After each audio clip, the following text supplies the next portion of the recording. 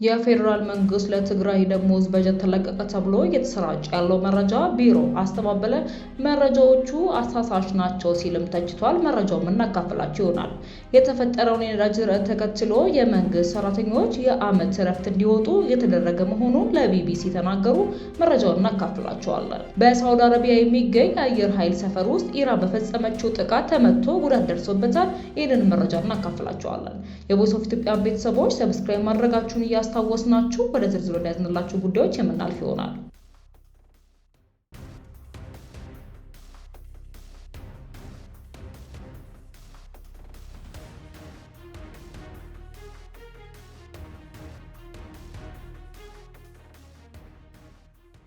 በኢትዮጵያ የተፈጠረውን የነዳጅ እጥረት ተከትሎ የአንዳንድ መንግስት መስሪያ ቤት ሰራተኞች የዓመት እረፍት እንዲወጡ የተደረገ መሆኑን ቢቢሲ ያነጋገራቸው ሰራተኞች ተናገሩ። የኢትዮጵያ መከላከያ ኢንጂነሪንግ ኢንዱስትሪ ግሩፕ መጋቢት 15 ቀን የድርጅቱ ሰራተኞች ለሆኑ የሰራዊት አባላትና ሲቪሎች በሙሉ ለ2 ቀናት እረፍት እንዲወጡ ማዘዙንም ቢቢሲ ከተመለከተው ማስታወቂያ መረዳት ችሏል።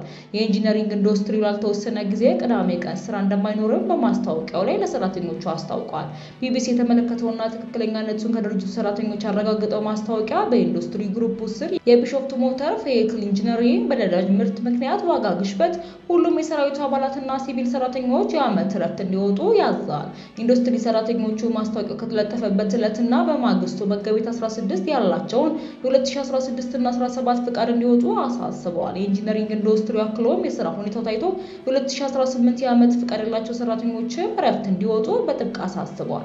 አሜሪካና እስራኤል በኢራን ላይ የከፈቱትን ጦርነት ተከትሎ የዓለም 20% ነዳጅ መተላለፊያ የሆነው የሆርሙዝ ወሽመጥ በመዘጋቱ የተከሰተ የነዳጅ እጥረት በኢትዮጵያ ዋና ዋና ከተሞች የትራንስፖርት ዘርፍ ላይ ማነቆ ሆኗል።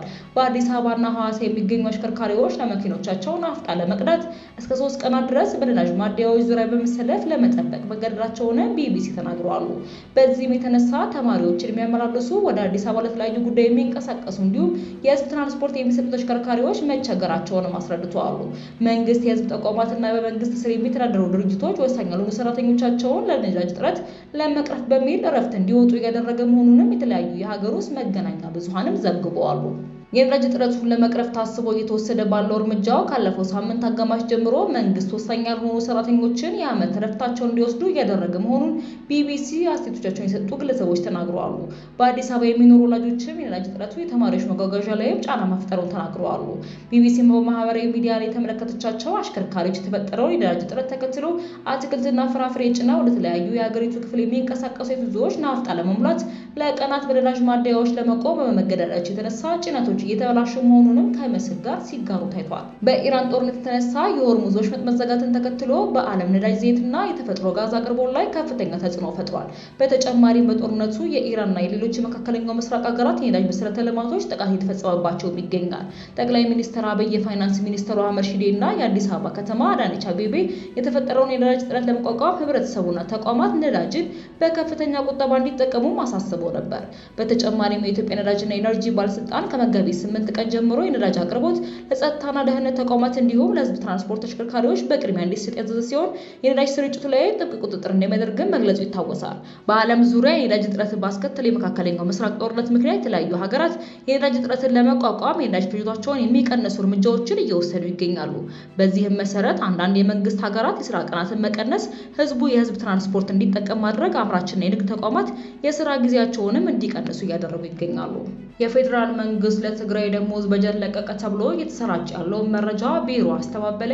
መረጃዎቹ አሳሳች ናቸው ሲልም ተችቷል። የፌዴራል መንግስት በትግራይ ለሚገኙ የመንግስት ሰራተኞች የደሞዝ በጀት ለቀቀ ተብሎ እየተሰራጨ ያለውን መረጃ የትግራይ ኮሚኒኬሽን ጉዳዮች ቢሮ ውድቅ አደረገ።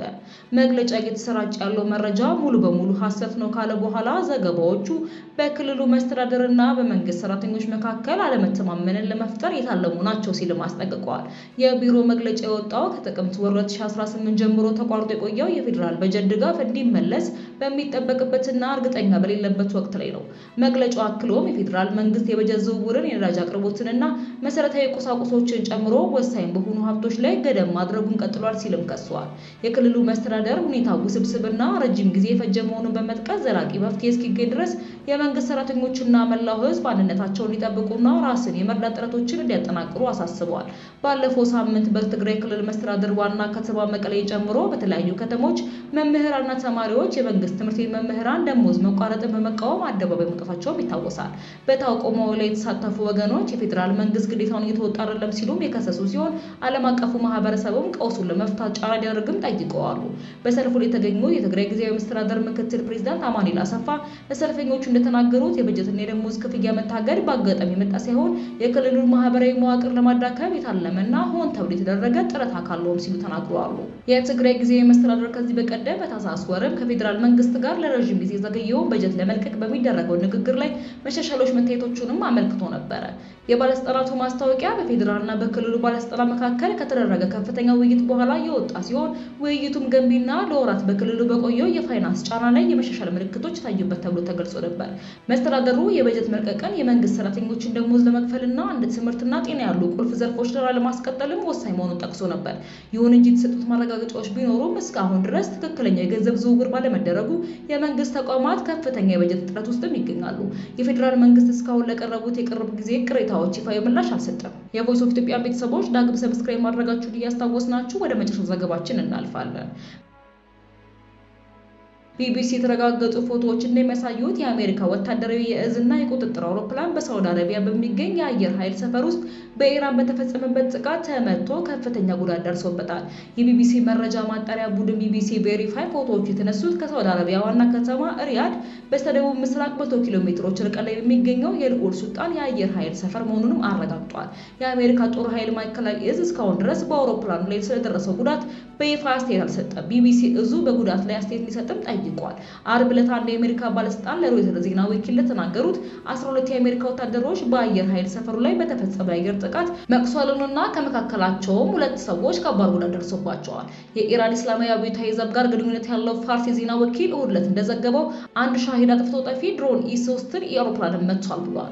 ቢቢሲ ቬሪፋይ ከሁለት ሳምንት በፊት በተነሳ የሳተላይት ምስል ላይ አውሮፕላኑ በተመታበት ቦታ ላይ E3 አውሮፕላን የተመለከተ ሲሆን ውድመቱ የደረሰበት ተመሳሳይ አውሮፕላን ይሁን ወይም ሌላ ለመሆን አለማወቁን አልቻለም። ቦይንግ 707 አውሮፕላን የተመሰረተ በማድረግ የተሰራ ወታደራዊ አውሮፕላን ሲሆን በጀርባው ላይ የሚሽከረከር የራዳር መቆጣጠሪያ ሳህን የተገጠመለት የመቆጣጠሪያና የቅድመ ማስጠንቀቂያ ማዕከልም ነው።